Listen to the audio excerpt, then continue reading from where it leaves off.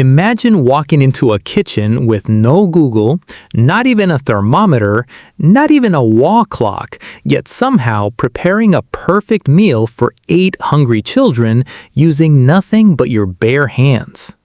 100 years ago, our great-grandmothers performed this miracle every single day. But today, we panic the moment the digital display on our oven goes dark.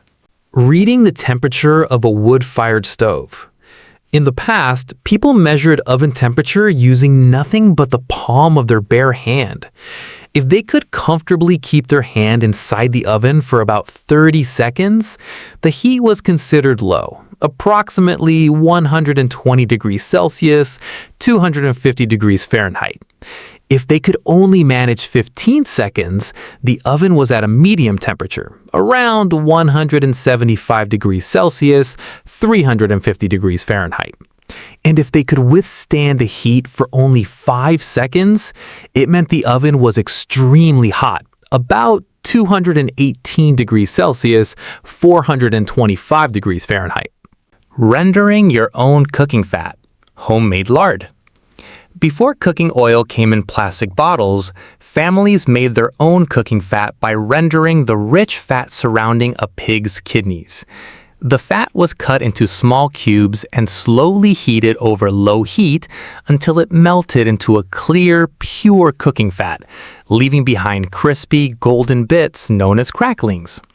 This naturally rendered lard produced pastries with a flakier, crispier crust and a richer, tender texture than many modern vegetable oils, making it a prized ingredient in traditional baking. Traditional three-legged cast iron skillets, known as spider skillets, were never washed with dish soap. Instead, our great-grandmothers cleaned them while they were still warm using coarse salt and a cloth, then rubbed them with a thin layer of rendered fat or oil. Over decades of careful maintenance, this process created a naturally non-stick seasoning that was incredibly durable, often lasting for generations. Unlike modern synthetic non-stick coatings, this protective layer was built entirely through years of cooking and proper care. Maintaining a natural sourdough starter. Before commercial yeast became inexpensive and widely available, families kept a sourdough starter alive for years, sometimes even generations. This living culture was often stored near the warmth of the hearth and fed daily with fresh flour and water. This wild yeast produced bread with a rich, tangy flavor and a complex, airy texture that modern mass-produced bread struggles to replicate. Caring for a sourdough starter required patience, consistency, and a deep understanding of fermentation. Preparing green beans by hand. In many households, late afternoons were spent trimming the ends of fresh green beans and pulling away the tough strings running along their sides, all by hand. This simple but time-consuming chore often became a family activity, teaching children patience, responsibility, and the value of contributing to the household from a young age. 20. Saving vegetable cooking water. Pot liquor. The water left after boiling leafy greens was never poured down the drain. Known as pot liquor, this nutrient-rich broth contained vitamins and minerals that had leached from the vegetables during cooking. Families often drank it on its own or mixed it with crumbled cornbread to create a simple, nourishing meal. During times of economic hardship, this humble broth became an important source of nutrition for many households. 19. Testing pie dough with ice water. Instead of measuring water with spoons, experienced bakers relied on the feel of the dough. Ice water was added a few drops at a time, while the dough was gently mixed by hand. When the dough just began to hold together, but still showed a few small cracks around the edges, it had reached the perfect consistency. This hands-on technique produced a tender, flaky pastry without overworking the dough. 18. Preserving food with water bath. Canning.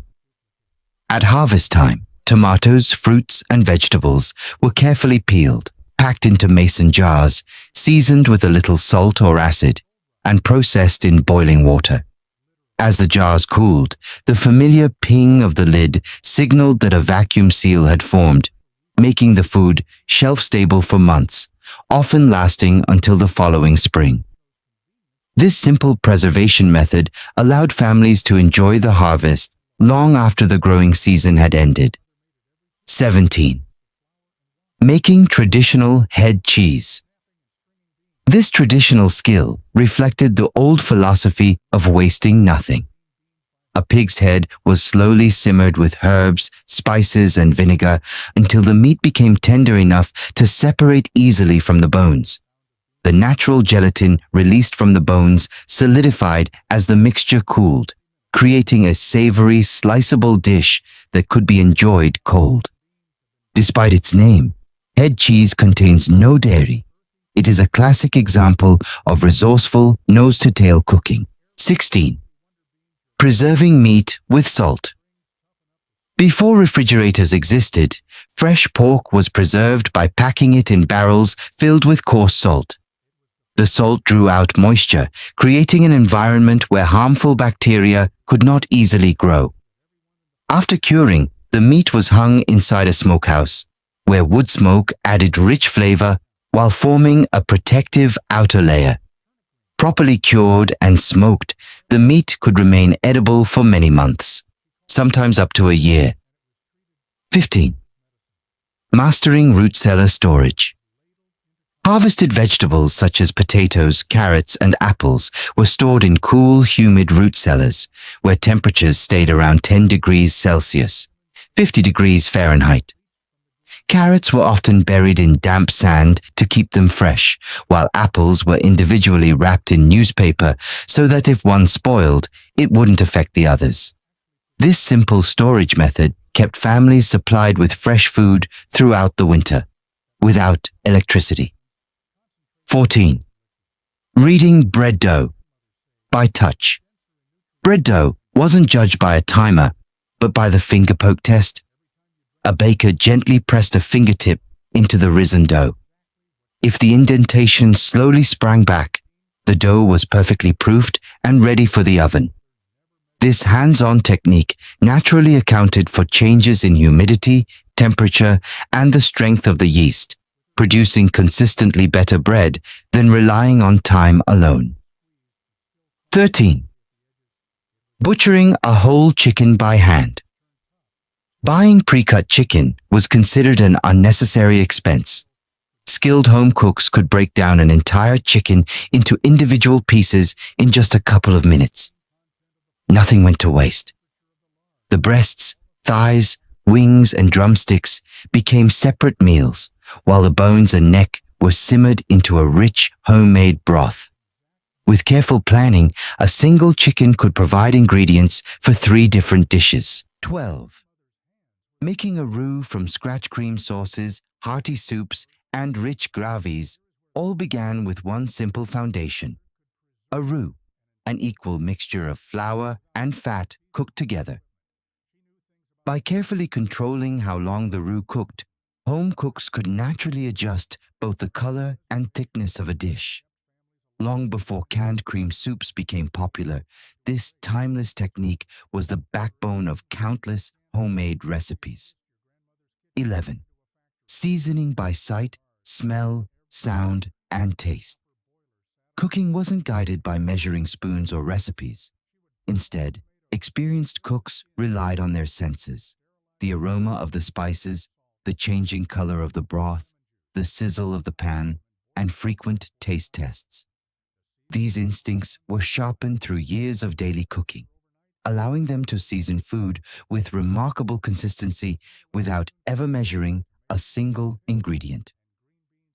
10. Making soap from used cooking. Grease. Instead of throwing away leftover cooking grease, families saved it to make homemade soap. The grease was mixed with lye, traditionally produced from the ashes of burned hardwood, and stirred outdoors until the mixture thickened and hardened. The finished bars of soap were strong enough for washing clothes, scrubbing floors, and cleaning dishes, turning kitchen waste into a practical household essential at virtually no cost. 9. Mending and repairing clothing. After dinner, the kitchen table often became a sewing station. Torn clothing was patched, loose seams were repaired, and worn socks were carefully mended instead of being thrown away. Using a wooden darning egg, holes in the heels and toes of socks were rewoven by hand, extending their life by months and teaching the value of repairing rather than replacing. 8. Stretching meat to feed. More people. When ground meat was too expensive, families made it go further by mixing it with stale breadcrumbs soaked in milk or with oatmeal. This simple trick not only reduced food costs, but also made dishes like meatloaf softer, juicier, and more tender, allowing a small amount of meat to feed an entire family. 7. Making apple cider vinegar from apple scraps. Apple peels and cores were never thrown away. Instead, they were fermented in a jar with water and a little sugar for several weeks. Natural bacteria transformed the mixture into apple cider vinegar, complete with the floating culture known as the mother. This homemade vinegar was valued for pickling, preserving food, and a variety of traditional household uses. 6. Saving and reusing. Bacon grease. The fat left after frying bacon was carefully strained and stored in a dedicated jar near the stove. Rather than being discarded, this flavorful cooking fat was used to sauté vegetables, fry eggs, or enrich cornbread, adding a rich, smoky flavor without the need for extra ingredients. 5. Mastering the fire in a wood-burning stove. Cooking over a wood-burning stove required a deep understanding of fire. Dense hardwoods like oak were preferred for slow, steady heat, while resinous woods, such as pine, were often avoided because they burned quickly and could produce excessive soot. Heat was controlled by moving glowing embers to different areas of the stove and adjusting the stove's air vents, allowing skilled cooks to regulate temperature without modern controls. 4. Checking egg freshness by candling.